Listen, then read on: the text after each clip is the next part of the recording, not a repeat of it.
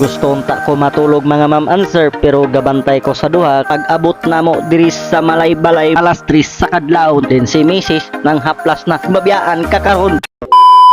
Good morning mga ma'am and sir. Oye, so diri nagbiyahe mi alas 3 sa kadlawon kay muatin mi og reunion sa kaliwat nako or ako ang apelido. Diri, dili unta na ko banon si Bibilab ug si Mrs. kay si Bibilab grabing ubo. Gusto man mo uban, so ako na lang giuban si Bibilab ug si Mrs. Pag abot na mo diri sa Malay-Balay mga ma'am and sir, murag ni hunong pa, murag dugay gud kayo siya mo larga kay napay gihulat kay ang amo ang gisakyan in town Maluoy. Grabe kamingaw, wagi sulod ang mga lingkuranan tan-awa. Then si Mrs. nang haplas na kay gabi hubog kayo na, hangover na, wala pa na naulian. Oh yeah.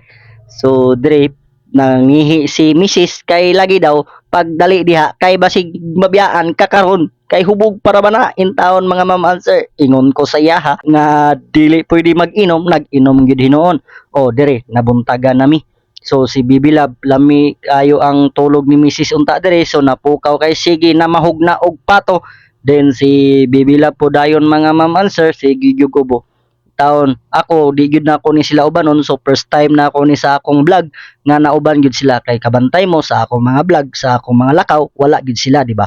So may gani kay nakita na namo ang padulngan. O tuara pahit kay ning taga bukid mga ma'am and sir kay ignorante kayo og dagat in tawon Maluoy. Nakita na gyud namo, hapit na gyud mi naabot mga ma'am and sir. Gamay na lang og antos kay murag kapoy na gyud kayo, lami na po gayo katulog si Bibilab. Sigalantaw ana si Bibilab pa, wala pa ta naabot hasta dong layo. O si Mrs. gibisita na ako diri si Mrs. in town, nagluya ang hangover pa in town na mga ma'am and sir. Si Bibilab bisag katulgon dili gid siya matulog kay gusto siya maglantaw-lantaw bisan giubo in town.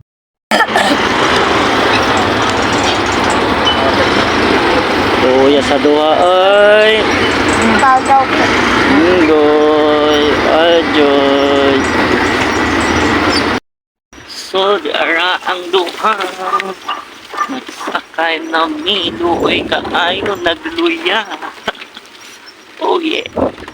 Pag abot na mo diri sa Buguban Tilis mga ma'am and sir, nilahos nami ilahang mamagangga igsuon ni Papang kay naraman diri ang ilahang balay medyo layo-layo pod baya, sumong nagsakay na lang mi og sikad. May gani pod kay gisugat mi og sikad, ningon siya nga asa daw mi anak ko nga Bantili sir sa Bugo. Oh yeah, gusto unta ko matulog mga ma'am and sir, pero gabantay ko sa duha kay first time lagi nga gauban sa ko ang mga lakaw nako. So tuara si Mama Gangga igsuon ni Papang nga nagluto. Sige kog text wala man nila na basahan kay busy mas law luto. Then naana ko diri sa balay ilahang Mama Gangga mga ma'am and sir. So kita-kits taon nya mga agawa, kita-kits taon nya sa binyo. Oh yeah bebe.